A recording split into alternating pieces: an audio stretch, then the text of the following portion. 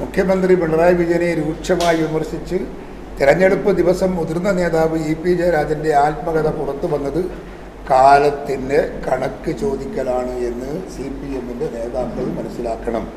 ഇതേപോലുള്ള അലിഗേഷൻസ് ഉമ്മൻചാണ്ടിയെ അവസരത്തിലും അനവസരത്തിലുമിട്ട് അദ്ദേഹത്തെ കുടുക്കിയതും അദ്ദേഹത്തെ ആക്ഷേപിച്ചതും കേരളത്തിലെ ജനങ്ങൾ ഇന്ന് ഓർമ്മിക്കുകയാണ്. 3 ഘട്ടങ്ങളിൽ ഉമ്മൻചാണ്ടിയെ അവർ പരാമർശിച്ച് അപമാനിക്കാൻ ശ്രമിച്ചതിനുള്ള തിരിച്ചടിയാണ് ശ്രീ ഇ പി ജയരാജൻ്റെ ഈ ആത്മകഥ എന്ന് പറയാതിരിക്കാൻ നിർവാഹമില്ല. അദ്ദേഹം ഇതിനു മുമ്പും പലത് പറഞ്ഞിട്ടുണ്ട്. ഇപ്പോൾ CPM-ൻ്റെ അകത്ത് പഴയതുപോലെയല്ല. CPM-ൻ്റെ അകത്ത് പല നേതാക്കളും ഉള്ളു തുറന്ന് പറയാൻ തുടങ്ങിയിട്ടുണ്ട്. കുറേ ആളുകൾ അതൊരു യാഥാർത്ഥ്യമാണ്.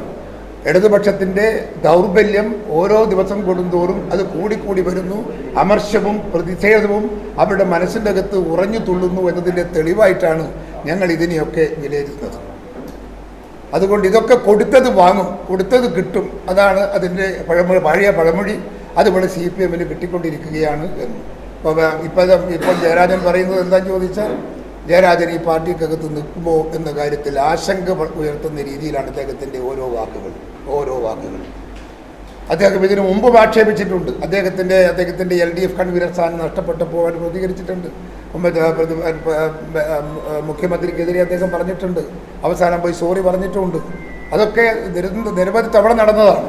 ഒടുവിൽ ഇപ്പോഴും അദ്ദേഹം രണ്ടും കൽപ്പിച്ചുള്ള പുറപ്പാടാണ് എന്ന് തോന്നുകയാണ്.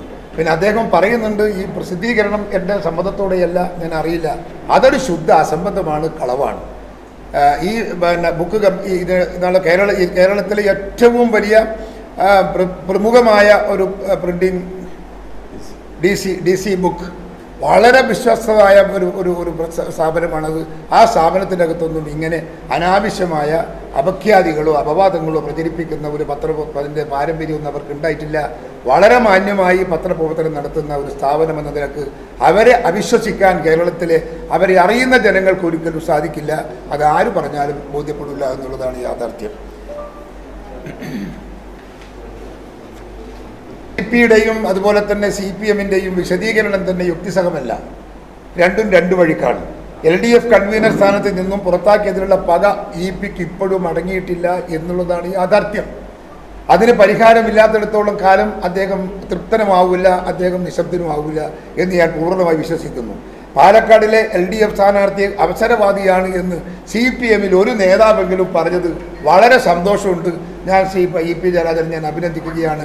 കാല് മാറിയ ശരീരനെ സംബന്ധിച്ചിടത്തോളം അദ്ദേഹം പറഞ്ഞത് കേരളത്തിലെ മുഴുവൻ ജനങ്ങളും മനസ്സിനകത്ത് വിതുമ്പുന്ന ഒരു വിഷയമാണ് എന്ന കാര്യത്തിൽ